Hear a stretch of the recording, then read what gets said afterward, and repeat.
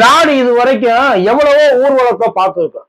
இந்த குடியரசு தின ஊர்வலம், அப்புறம் இந்த சுதந்திர தின ஊர்வலம், ஏன் அரசியல்வாதிகள் ஊர்வலம், அநியாயத்தை எடுத்து அமைதி ஊர்வலம், இந்த மாதிரி எவ்வளவோ ஊர்வலத்தை பார்த்துருக்கு.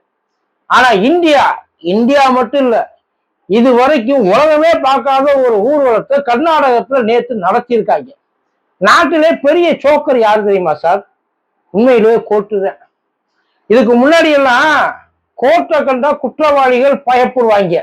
ஆனா இப்பெல்லாம் குற்றவாளிகள் கண்டா கோர்ட்டு பயப்படுது. உண்மையிலே சார், குற்றவாளிகளை பார்த்து கோர்ட்டு வைக்கப்படுது. ஏன்னா அவங்களே ஏதாச்சும் பண்ணணும் நினைச்சாலும் பண்ண விட முடியல, பண்ண முடியல. ஒரு கேங் ரேப் கர்நாடகால 2023 நடந்தது.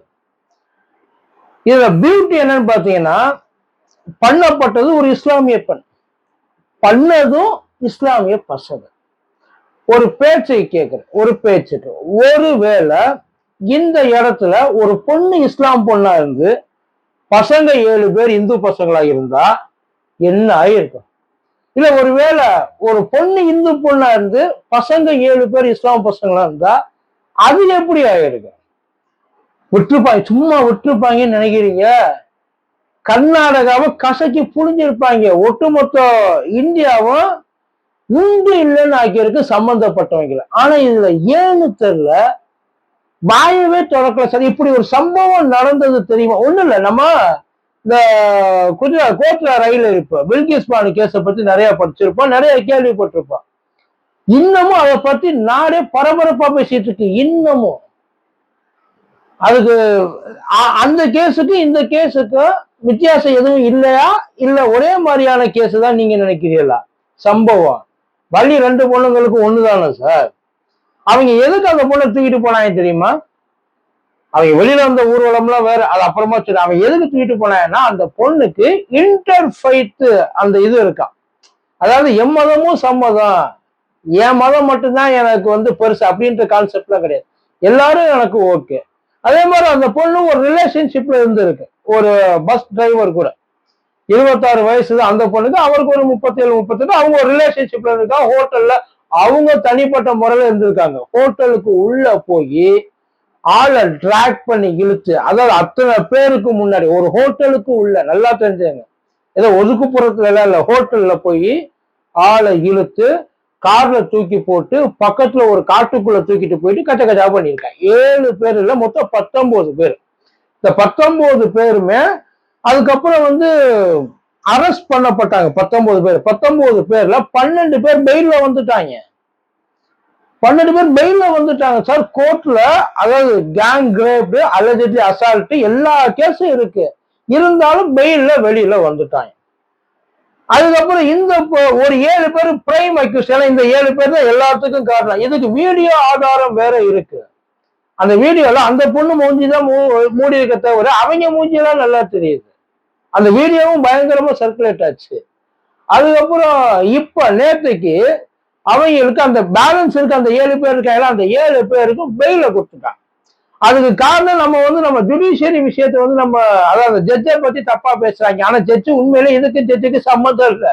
சம்மந்தம் இருந்தா அவங்க எழுத்துக்கு உள்ளேயே போட்டிருக்க மாட்டாங்க. அப்பயே எல்லாத்தையும் பேசியிருப்பாங்க. இப்ப அப்ப உள்ளதுக்கு போடணுன்ற அவசியம் இல்லை. என்ன பிரச்சனைனா, ஆரம்பத்துல ஸ்ட்ராங்கா இருந்த அந்த பொண்ணு போக போக போக தேஞ்சு எனக்கு மூஞ்சி ஞாபகம் இல்லை, அதான் அந்த பொண்ணால அடையாளம் காட்ட முடியல அப்படின்ற ஒரு நிலைமைக்கு அந்த பொண்ணு அதுவா வந்துச்சா, இல்ல அது அந்த இடத்துக்கு தள்ளி விட்டாங்களா அப்படின்றத பத்தியும் தெரியல. பட் ஆனா அந்த பொண்ணால, அதாவது விக்டிமால எவன் அக்யூஸ்ட் அப்படின்னு சொல்லி அடையாளம் காட்ட முடியல. இதை ஒரு வச்சுட்டு செஷன் கோர்ட்ல பெயில வாங்கிட்டாங்க. பெயில வாங்கினதுக்கு அப்புறம் தான் சம்பவமே. பெயில் வாங்கினது சம்பவம் இல்லை, பெயில் வாங்கினதுக்கு இதுல உண்மையில போலீஸை ஏமாந்துருச்சு. போலீஸ் ஏமாந்துச்சு. பப்ளிக் ப்ராசிக்யூட்டர் ரொம்ப வேதனையோட சொல்றாரு, இப்படி ஒரு பதில இந்த பொண்ணு கிட்ட நாங்க எதிர்பார்க்கலன்றாங்க. வெளியில வந்தவங்க ஏதோ வீர தீர சாகசம் புரிஞ்ச மாதிரி, ஏதோ வெளிநாட்டுக்கு போயிட்டு இந்தியாவோட பெருமையை தூக்கி நிப்பாட்டின மாதிரி ஊர்வலமா ஒரு செஞ்சா பிரக்யானந்தா, அதுக்கப்புறம் இன்னும் 2-3 பேர் செஸ்ல ஜெயிச்சுட்டு வந்தாங்கல்ல, ஊரே கொண்டாடிச்சு. அந்த மாதிரி ஓப்பன் கார்ல அந்த சன்ரூஃப் எல்லாம் எடுத்துட்டு மேல கை காட்டிக்கிட்டே வர்றாங்க சார். ஹாய், அதுலயும் சந்தோஷம், முகத்துல ஒரு சிரிப்பு. கோர்ட்டுக்கு எதுக்கு ஜெயில தூக்கி போறாங்க? முதல்ல ஏன் ஜெயில தூக்கி போறாங்க? செஞ்ச தப்பு உணர்றதுக்கு, இனிமே இந்த மாதிரி எதுவும் தப்பு செய்யாம இருக்கணும் அப்படின்றதுக்காக மட்டும்தான் ஜெயில தூக்கி போறாங்க.